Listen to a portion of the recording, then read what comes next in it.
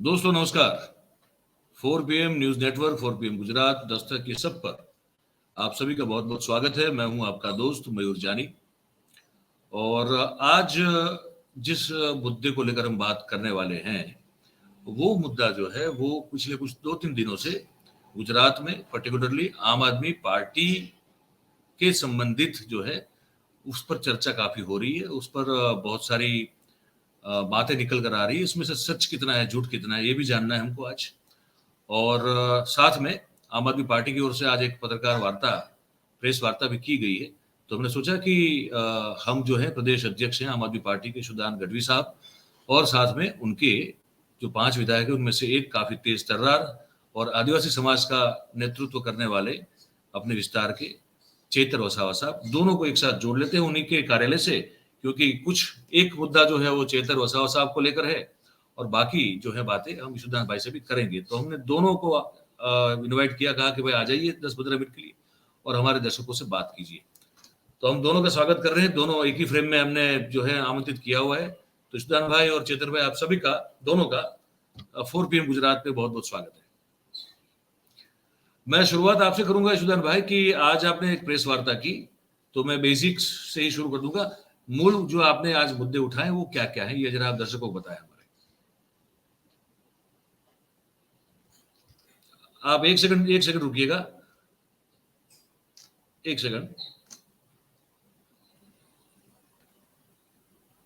आपका mic mute हुआ पता नहीं क्यों। अनम्यूट है। अब ठीक है, आप बताइए। आप आ रही है आवाज? आ रही, बिल्कुल आ रही, बताइए। अच्छा, तो बेसिकली आज प्रेस वार्ता इसलिए की थी, एक तो यूसीसी का मुद्दा था, दूसरा था टेट टाट जो एग्जाम जो देकर कैंडिडेट बैठे हैं, लाखों कैंडिडेट बैठे हैं, और वो एक उम्मीद के साथ बैठे थे कि हमारी जॉब लग जाएगी, सरकारी टीचर्स की भर्ती बाकी है, 18,000 टीचर्स की खाली जगह है गुजरात में, और ये लोग उम्मीद के साथ 2-2 लेयर में टेट टाट परीक्षा पास की। अब आप देख लीजिए कि 2.5 लाख परीक्षार्थी बैठे थे टेट टाट में, उसमें 38,000 पास हुए। टेट में, टाट में, ये सब मिलाकर तकरीबन 1.25 लाख कैंडिडेट हैं जो इंतजार कर रहे थे सालों से। 2 बार टेट टाट एग्जाम दिए, ऐसा दिया। आज अग्निवीर की एक 4 साल वाली जॉब की चलते 156 सीट गुजरात में क्या आ गई। भाजपा को ये लगा कि जितना कॉन्ट्रैक्ट बदती करें, जितना हम प्रजा के ऊपर त्रास बरताएं, प्रजा को लूटे, उतना वोट ज्यादा मिलते हैं। और उन्हीं के चलते अग्निवीर की पूर्ण सफलता के चलते इन्होंने शिक्षा भी गुजरात में इंट्रोड्यूस की है। इसका ज्ञान सहायक नाम से ये भर्ती प्लान की है, उसमें 11 महीने सिर्फ कॉन्ट्रैक्ट, हर 11 महीने। अब यार आप देखो, सालों से इंतजार कर रहे हैं सरकारी नौकरी के, किसी की मंगनी रुकी हुई है, कोई शादी करना चाहता है, कोई ये बच्चियां इंतजार करते हैं कि भाई अभी अगले साल भर्ती चालू हो जाएगी, मैं जॉब लग जाऊंगी, परमानेंट हो जाएगी। इन्होंने सब पे पानी फेर दिया। 2 दिन से मेरे पे इतने कॉल आ रहे हैं जो टेट टाट एग्जाम पास करे हुए बच्चे हैं, कैंडिडेट है, सुदान भाई आम आदमी क्या कर रही है। तो आज मैंने प्रेस वार्ता करके सरकार को कहा है कि आप ये गलत कदम उठा रहे हैं। 156 है, उसका मतलब नहीं है कि आप कुछ भी करो। आप देख लीजिए, हमारे 5 ही कैंडिडेट भले चुने हुए हैं, लेकिन हम विरोध करने वाले हैं। तो आज मैंने डिमांड की है कि ये ज्ञान सहायक नाम से जो शिक्षावीर की जो कॉन्ट्रैक्ट पद्धति है वो खत्म करो। देखो, आम आदमी पार्टी की पंजाब में सरकार आई तो वहां कॉन्ट्रैक्ट बेस पहले से चल रहा था, तो 14,700 टीचर्स को भगवत मान जी ने परमानेंट किया। और यहां क्या किया इन्होंने, जो भर्ती करने वाली है उसको कॉन्ट्रैक्ट पे जा रहे हैं, यानी कि उनके पास चार्टर प्लान खरीदने के लिए पैसे हैं, वो बीमार होते हैं तो वो अच्छी प्राइवेट अस्पताल में भर्ती हो सकते हैं भाजपा के नेता, उनके बेटे विदेश में पढ़े, बड़े बड़े बिजनेस करें, हमें कोई दिक्कत नहीं है। लेकिन हमारे बच्चे जो कैंडिडेट जो सरकारी नौकरी की तफ्तीश में है, उसको नौकरी नहीं मिल रही है और अभी कॉन्ट्रैक्ट पद्धति चालू कर दी। तो मुझे लगता है कि आज मैंने डिमांड की कि कॉन्ट्रैक्ट प्रथा खत्म करके इनकी परमानेंट भर्ती करे। दूसरा, मैं गुजरात की जनता को अपील की कि देखा ना, आपके मम्मी पापा ने भाजपा को वोट दिया, मतलब क्या हुआ, भाजपा आई, और भाजपा आई तो कॉन्ट्रैक्ट भर्ती आई। उसके चलते मुझे भाजपा के नेता बता रहे थे कि जितने हम कॉन्ट्रैक्ट भर्ती लाते हैं, अब देख लीजिए फिक्स पे कौन लाया, जैसे फिक्स पे लाए भाजपा की सरकार आ गई, जैसे कॉन्ट्रैक्ट में लाए आउटसोर्सिंग करे भाजपा की सरकार 156 पे आ गई। तो मुझे लगता है कि जनता को भी समझना पड़ेगा, उसके मम्मी पापा है, सगा संबंधी है, उनको भी समझना पड़ेगा कि भाजपा क्या है। इसलिए ये विरोध किया है, और अगर ये जो चालू रखी है भर्तियां तो आम आदमी पार्टी सड़कों पर भी उतरेगी। पहला मुद्दा ये था। दूसरा था, यूसीसी वाला तो क्षेत्र भाई बताएंगे, दूसरा था महंगाई का।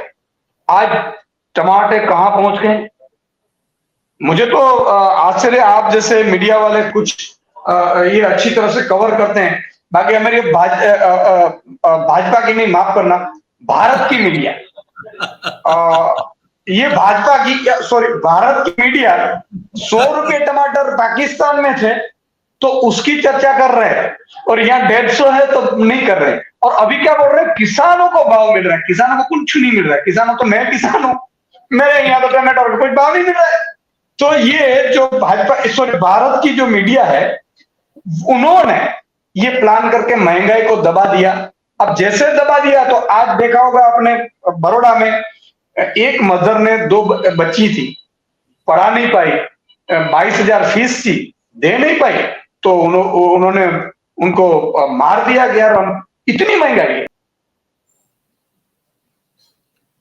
जी। प्रदेश में। नेटवर्क इशू हुआ है, पर अभी मुझे लगता है तुरंत जुड़ देंगे। हाँ बिल्कुल। मध्य प्रदेश में 1,000 रुपया भाजपा दे रही है क्योंकि चुनाव आ रहा है। मामा जी सबको बोल रहे हैं अभी हम 1,000 दे रहे हैं, फिर 1,250 होंगे, फिर 1,750 होंगे, और फिर धीरे धीरे बढ़ते जाएंगे। हाँ बढ़ते जाएंगे। और नरेंद्र मोदी जी और मामा जी का फोटो लगी हुई है। तो यहाँ गुजरात की बहनों ने क्या गुनाह किया है? गुजरात की बहनों ने आपको ऐसे ही वोट दिया, क्या गलती की है? इसलिए हम डिमांड कर रहे हैं कि हर मंथ महिला को यहाँ 1,000 रुपया दी जाए, या तो आम आदमी पार्टी की सरकार आएगी तो तुरंत करेगी। आम आदमी पार्टी जब देने की वादा की है, गारंटी कार्ड दे रहे, तब ये बोल रहे थे रेवड़ी नहीं चाहिए, तो वो तो वहां रेवड़ी क्या बांट रहे हो? इसलिए मुझे लग रहा है कि ये भी एक मुद्दा है। नहीं, ये तो दो आपने जो कहे वो 2 बहुत बड़े मुद्दे हैं। मैंने कल ही इस पर एक कार्यक्रम किया, लोगों ने लोगों तक पहुंचा भी वो कार्यक्रम बहुत अच्छी तरह से, कि ये ज्ञान सहायक की जरूरत क्या है। आप अपने ही राज्य के योग्य उम्मीदवारों को, जो शिक्षा देने के लिए योग्य, जो आपका क्राइटेरिया है उसमें से वो पास करके निकले हुए हैं, अगर उनको आप परमानेंट जॉब नहीं दे सकते हैं, तो आप मतलब आप करने के लिए क्या बैठे हैं यहाँ पे इस राज्य में? आप 28-29 साल तो चलेगा, तब अगर 5 साल चली आपकी सरकार तो फिर तो आपको 32 साल का शासन हो जाएगा अगर चल गई तो तब आपने 32 साल में ना आप ठीक से शहर के रास्ते बना सकते हो, ना आप ठीक से कोई इंफ्रास्ट्रक्चर खड़ा कर सकते हो। आप अभी बनाते हो पुल, 2 महीने में जो है उसमें जो है तो पुल पूरा बैठ जाता है, उसका अप्रोच बैठ जाता है, ना रोजगार ठीक से मिल रहा है आपको। ग्रेड क्लास 3 की कोई अगर पोस्ट है, 900,000 लोग अगर पोस्ट है, 18 लाख 20 लाख कैंडिडेट उसमें अप्लाई करते हैं। तो सवाल तो हमको ये बहुत बड़ा हमेशा से, अब तो लगातार पूछते आ रहे हैं, आप जानते हैं कि कर क्या रहे हैं, मतलब ये लोग बैठ के कर क्या रहे हैं, ये समझ में नहीं आ रहा है। क्या जो लांघा साहब कर रहे हैं वही काम कर रहे हैं वो लोग, जिनको अभी पकड़ा गया मजबूरन? क्या वो जो अनिल चौहान जो कैप्टन था, जिसने वो पता नहीं 300 करोड़ के ऊपर का माल बनाया, क्या ये सब हो रहा है? आप एज ए विपक्ष, बतौर विपक्ष, आप विशुदान भाई इन सब मुद्दों पर किस तरह से काम कर रहे हो लोगों के बीच में जाके, मुझे ये समझना है। देखो मयूर भाई, बहुत बड़ा सवाल ये है कि भाजपा लूट रही है। ब्रिज में आपने देखा, रोजगारी में देखा, महंगा में देखा। आप देखो, अगर आम आदमी पार्टी की सरकार होती तो 300 यूनिट फ्री होते। इन्होंने सरकार आने के बाद 25-25 पैसा मिलाकर 50 पैसा बढ़ा दिया, 7,000 करोड़ का जेब में से निकाल लिया गुजरातियों के। तो ये करते हैं सर, ये कहां डालते हैं? देखो, इनकी एक पूरी सिस्टम बनाई हुई है। उनके हर घर में एक बंदा भाजपा का बिठा दिया है। जो कि कहीं कहीं कॉन्ट्रैक्टर है या लाभार्थी ये आप बोलो, तो उसी के चलते ये चल रहा है। उन लोगों को ये है कि देखो आपका कॉन्ट्रैक्ट तब तक है जब तक हमारी खुद की सरकार है। तो सरपंच में वो है, तालुका में वो है, जिला में वो है, कॉर्पोरेशन में वो है और एमएलए में वो है, एमपी में वो है। तो सब सिस्टम सेट है और कुछ ये 5-7% भाजपा के जो कार्यकर्ता हैं वो लाभार्थी बनकर लुत्फ उठा रहे हैं, ऐसा मैंने सुना है। भगवान जाने अब सत्य ये नहीं है। लेकिन जब ये बड़े बड़े लोगों के पास से इतनी संपत्तियां आती है तब मुझे पता चलता है कुछ तो होगा। आज आपने देखा होगा 10,000 करोड़ रुपया भाजपा का 6 साल में फंड मिला। अब 10,000 करोड़ ऐसे ही नहीं मिला होगा, किसी को 20,000 करोड़ की जमीन दी होगी तब मिला होगा। तो मुझे लगता है कि जनता को जागरूक करना पड़ेगा। जो हम तो जनता को भी जागरूक कर रहे हैं, जनता जागरूक धीरे धीरे हो रही है। इसलिए आप देखो 1.5 साल में 41 लाख लोग वोट दिए। अब कोशिश हम कर रहे हैं, धीरे धीरे हम प्लान कर रहे हैं। मेरी भी एक ग्राउंड पर एक तिरंगा सभा हर सैटरडे को मैंने प्लान की है, हर तालुका में, हर नगर पालिका में, और ग्राउंड पे रहने का सोचा है कि 6 महीने संगठन और ग्राउंड धीरे धीरे कवर करना है। देखते हैं जनता कैसे जागरूक होती है। अब मैं जाता हूं चेतर भाई के पास। चेतर भाई, ये आपने तो 2-3 दिन में तो बड़ी खलबली मचा दी। आपने कहा कि मैं छोड़ रहा हूं, अगर ये हुआ तो हम छोड़ देंगे, और फिर शायद कोई आपके साथी ने इस्तीफा भी दिया, जहां तक मुझे कल एक इन्फॉर्मेशन मिली थी। आप ही के साथी है कोई आपके प्रदेश में यूसीसी को लेकर, जो यूनिफॉर्म सिविल कोड, जिसका अभी तक किसी के पास ड्राफ्ट भी नहीं है। प्रधानमंत्री को एक ख्वाब आया है, वो ख्वाब की जो कोई संरचना होती है वो किसी के पास नहीं है। तो आप इतने अचानक से जो है वो इतने जंक्रुत या सेंसिटिव कैसे हो गए कि आपने कहा कि ये हुआ तो मैं छोड़ दूंगा? क्या था पूरा मामला, ये बताइए। और कब, अब क्या स्थिति, ये बताइए। यूसीसी के बारे में बात करें तो यूनिफॉर्म सिविल कोड, जिसके संविधान में अनुच्छेद 44 में प्रावधान किया गया है, जब भी समानता आए और हर एक समाज समानता में आवे तो उसका निर्देश करके राज्य सरकार भलामण करे तो उसका अमलीकरण हो सकता है। तो इतने सालों के बाद अचानक लोकसभा का इलेक्शन है, और लोकसभा का इलेक्शन को देख के केंद्र सरकार का लॉ कमीशन जो 22वां है, उन्होंने यूसीसी लागू करने के लिए 14 जून को पब्लिक प्रेस जारी किया, और उन्होंने बताया कि 14 जुलाई तक उनका कुछ भी पक्षांतर है, कुछ भी निर्देश है, वो आवकारी रहेंगे। और उसके चलते हुए देश के जो बड़ा प्रधान है नरेंद्र मोदी जी, उन्होंने एमपी में बोला कि हम एक परिवार में, एक घर में 2 कानून कैसे चला सकते हैं, तो एक ही कानून अब चलेगा और हम यूनिफॉर्म सिविल कोड लागू करने के तरफ आगे बढ़ रहे हैं। तभी हमने यूनिफॉर्म सिविल कोड का विरोध किया है। क्यों विरोध किया, उसका कई कारण है। क्योंकि आज आदिवासी समाज सामाजिक और आर्थिक धार्मिक दृष्टि से देखा जाए तो बहुत पीछे है। आदिवासी समाज का जो चाहिए उतना विकास नहीं हुआ है। आगे कांग्रेस की सरकार थी, अभी भाजपा की सरकारों ने मात्र वोट बैंक करके ही वोट बैंक उपयोग किया है आदिवासी समाज को। तो यूसीसी सिविल कोड लागू, जो यूनिफॉर्म सिविल कोड लागू हो जाए तो उसके बदौलत आदिवासी समाज को बहुत भारी नुकसान होने वाला है।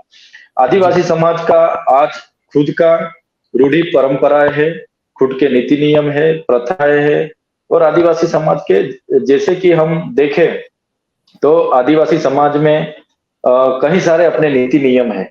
खुद का मैरिज के बाबत में देखे, हम उनका उत्तराधिकारी डिसाइड करने की बाबत में देखे, गोद लेने की बाबत में देखे, उनका जो विरासत की बात, तो हर एक बाबत में आदिवासी समाज के खुद के नीति नियम है।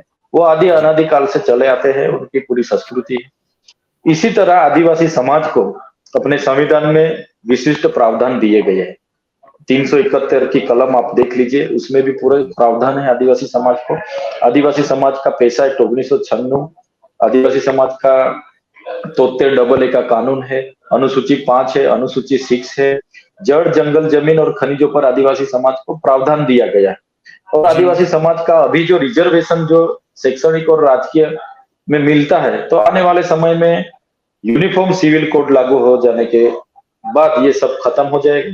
और इसीलिए हम आज आदिवासी समाज पूरा विरोध में है, क्योंकि आज भी आदिवासी समाज को ये लोग स्वीकार नहीं कर रहे हैं, क्योंकि हमारे आदिवासी समाज में से देश के जो राष्ट्रपति है, सर्वोच्च संवैधानिक दर्जे पर बैठे हैं, पद पर बैठे हैं, फिर भी उनको आज ये भाजपा वाले संसद भवन के उद्घाटन में नहीं बुला रहे, आज उनको एक मंदिर में प्रवेश नहीं दे रहे। आज थोड़े जहां से नरेंद्र मोदी जी ने एक परिवार में एक कानून की बात की, यूनिफॉर्म सिविल कोड लागू करने की बात की, वहां तो एक आदिवासी मजदूर पर प्रकाश शुक्ला नाम के एक इसम ने, भाजपा के जो कार्यकर्ता था, उसने मूत्र विसर्जन किया। ऐसे ही आगे कई सारे आदिवासियों को गाड़ी के पीछे बांध के गधड़ा गया। बहुत सारे दिन ब दिन घटनाएं घटती जाती।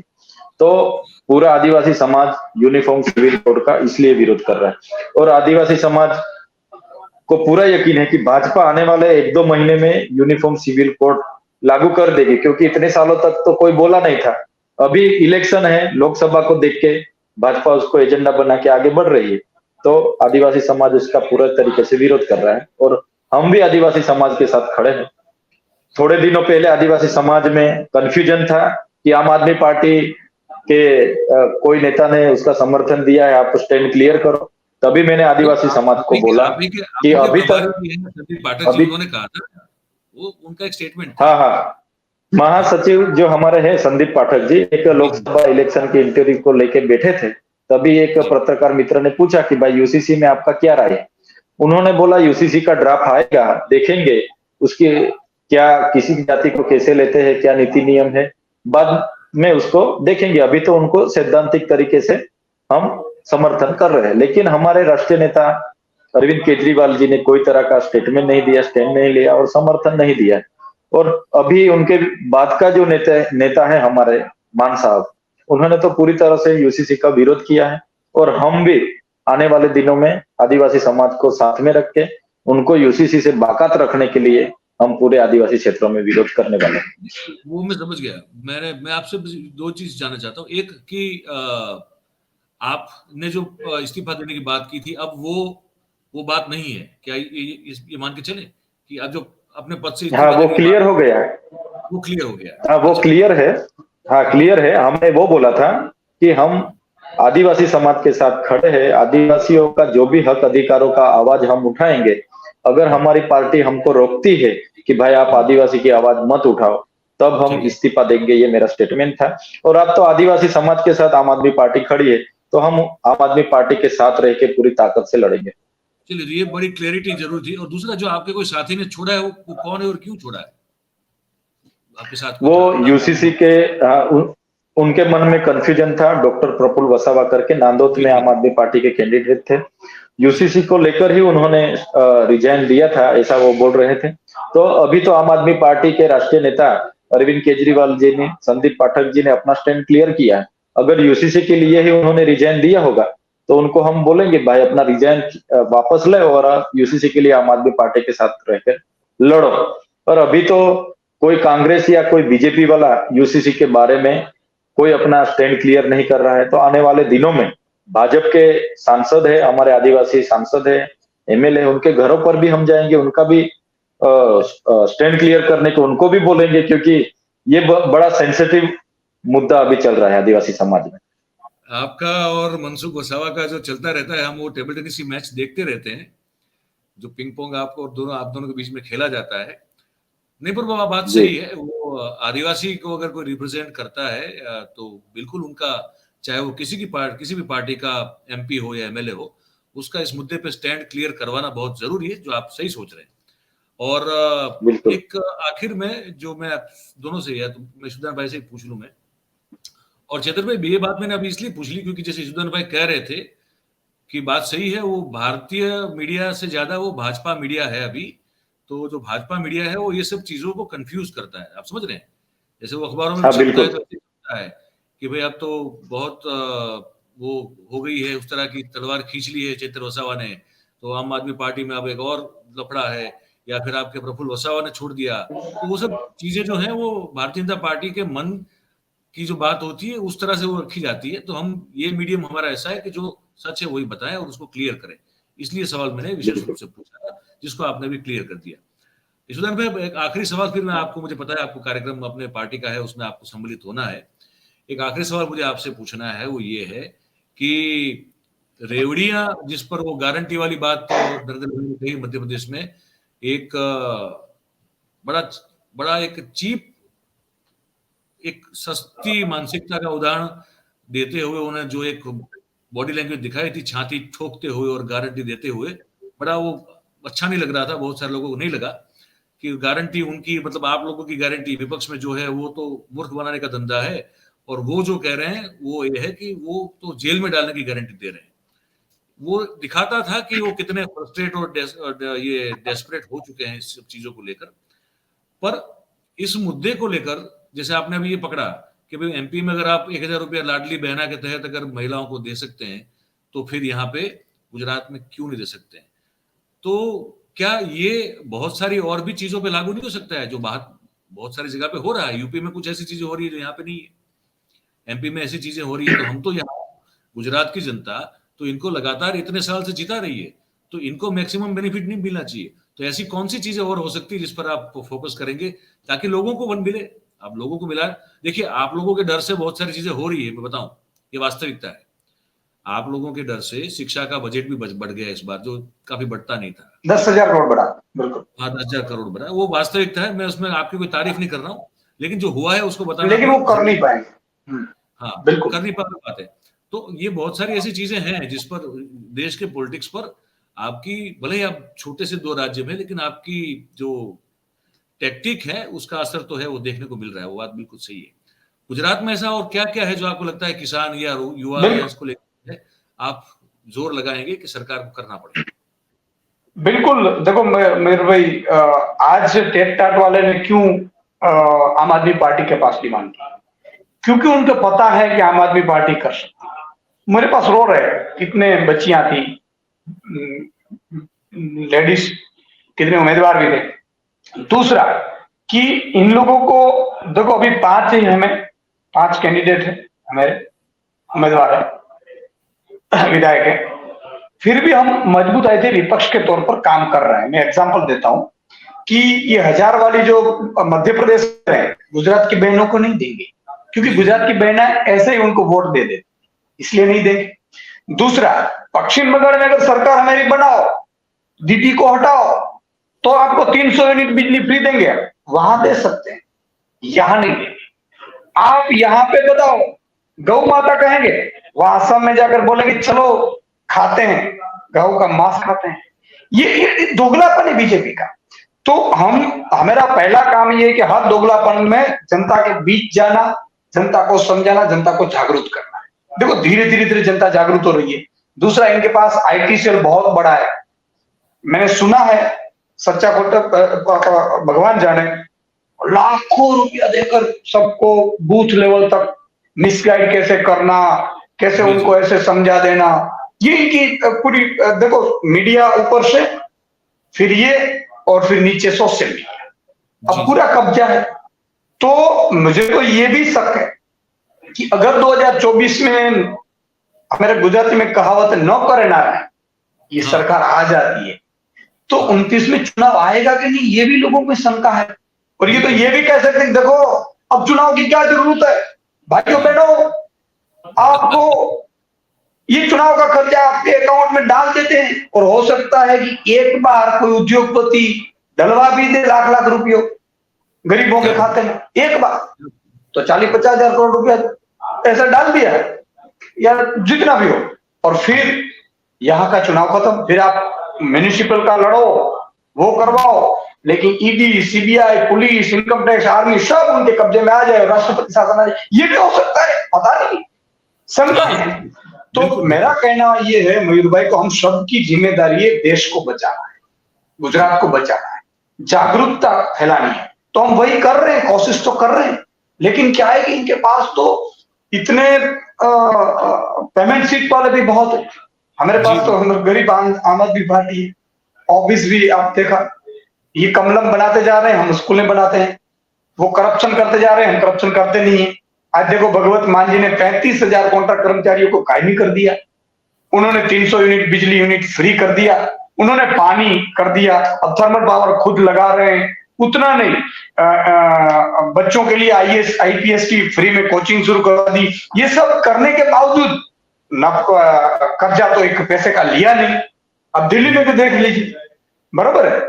इस बार दिल्ली में भी 7 सालों में कोई कर्जा नहीं हुआ। अच्छी अच्छी स्कूलें बन की जाए। यहाँ आपने देखा होगा 27 साल के बाद टेंट में स्कूल चालू करनी पड़ी थी आम आदमी के डर से।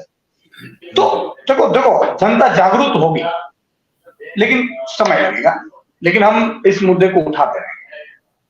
बस यही है, आप सच्चे मन से अगर आप लोगों की सेवा करने की ठान लेंगे तो मुझे लगता है कि इसका रिजल्ट इस राज्य की जनता को जरूर मिलेगा और आप लोगों को भी मिलेगा, क्योंकि अगर आप सही नीयत से काम करोगे तो होगा।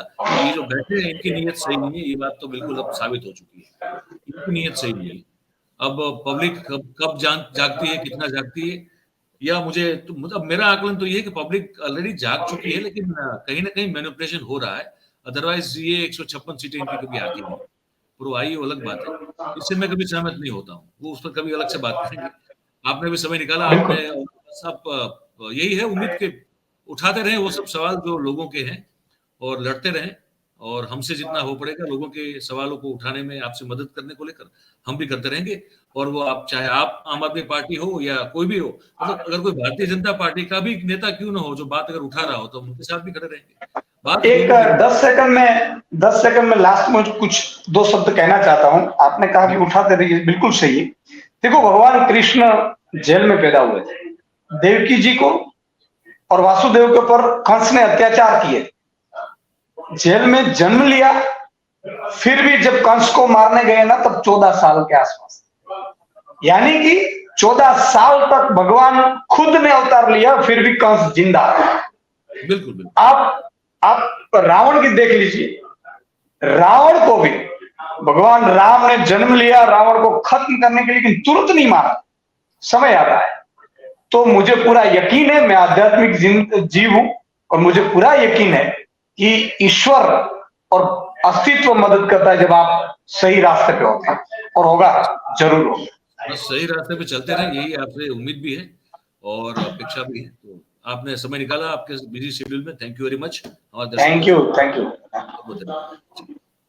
तो दोस्तों, ये हमारे गुजरात राज्य के आम आदमी पार्टी के प्रदेश अध्यक्ष यशोदान गढ़वी साहब और चेतर वसावा जो कि एमएलए हैं डेडियापाड़ा से, वो दोनों थे। और जो आज मुद्दे पर उन्होंने बात की, वो बात बहुत जरूरी इसलिए हो जाती है क्योंकि ये जो टैट और टाट वाली बात कही ना, वो बहुत महत्वपूर्ण है, जिस पर आपने देखा, आपने कल बहुत अच्छा इसका रिस्पॉन्स भी दिया, हमने कल प्रोग्राम किया था उस पर, कि ये कितना अन्याय, इतना बड़ा अन्याय हो रहा है। तो फिर योग्यता पाने का मतलब क्या? अगर आप किसी क्षेत्र में प्रवीण होते हैं और प्रवीणता प्राप्त करने के बाद अगर आपको उसके लायक काम ही नहीं दिया जाता और काजर लटका दिया जाता है कि आप बस इसको देखिए, आप चलते रहिए। अब 11 महीने के कॉन्ट्रैक्ट पे कोई सरकार किसी को क्यों रखेगी? भाई नौकरी दो उसको। उस व्यक्ति ने, चाहे वो पुरुष हो या स्त्री हो, उसने मेहनत की है, उसने अपना सेक्रीफाइस किया है, घर वालों ने किया हुआ है। जैसे सुधान भाई कह रहे थे, बहुत सही बात है, मैंने ऐसे बहुत सारे एग्जाम्पल देखे हैं जहां पे जब परमानेंट हो गए उस आशा में लोगों ने, फिर जब ये फिक्स तनख्वाह पे लगे हो तो फिर किसी की सगाई हुई हो, किसी ने कोई जो है वो लोन ले ली हो, फिर वो हो नहीं पाता है। बहुत सारे घर टूटे हैं, बहुत सारी वेदनाएं छुपी हुई इस पूरे मामले में। मैं आपको बता दूं, मैं जानता हूं, मैंने बहुत सारी स्टोरीज की हुई है। तो वो मुद्दा भी बहुत सही था। और ये भी है कि अगर आप एमपी में देते हो तो यहाँ गुजरात की जनता जो आपको सर पर बिठा के जो है रखी है इतने सालों से, तो वो गुजरात की जनता और गुजरात की बहनों का क्या गुनाह है कि आप वहां दे रहे हो 1000 रुपया, यहाँ क्यों नहीं दे रहे हो? बड़ा सवाल है। और मुझे लगता है कि इसका जवाब लोगों को अपने अपने मत क्षेत्र के अपने विधायक से पूछना चाहिए। जब आप पूछोगे, पूछना शुरू करोगे, तभी जो है उन पर कुछ प्रेशर होगा। अगर आप उनसे दब के रहोगे तो वो जिंदगी भर आपको दबाते रहेंगे। वो आपके सेवक हैं, आप उनके सेवक नहीं। इस चीज को जरा ठीक से समझिए, इस चीज को, है ना। वोट आपसे लेने के लिए आते हैं, तभी वो चुन कर जाते हैं। तो उनका काम, उनकी जिम्मेदारी आपकी सेवा करना है, आपकी जिम्मेदारी उनकी सेवा करना नहीं है। इसको ठीक से समझिए। जो सामंतवादी मानसिकता है उससे मेहरबानी करके बाहर निकलिए, यही आप सबसे गुजारिश है। और ये सब जो बात हमने की, आपको बताई अभी, वो कैसी लगी, ये जो हमारा नीचे कमेंट बॉक्स है इसमें आप जरूर से हमको लिख के बताइएगा। और बात हमारी अगर अच्छी सच्ची लगती हो तो भाई इस कार्यक्रम को लाइक करें और इस वीडियो की लिंक को हो सके उतना शेयर कीजिए और हमारी जो चैनल है उसको सब्सक्राइब कर दें। और अगर आपने कर लिया है तो आपके आसपास के लोगों से भी करवाएं, ताकि हमारी बात हम जो पहुंचाना चाहते हैं ज्यादा से ज्यादा लोगों तक वो हम पहुंचा पाएं, आप सबकी मदद से, आप सबके सहयोग से। आप सब इस कार्यक्रम में जुड़े हमारे साथ, आप सभी का बहुत बहुत धन्यवाद। Thank you very much. नमस्कार।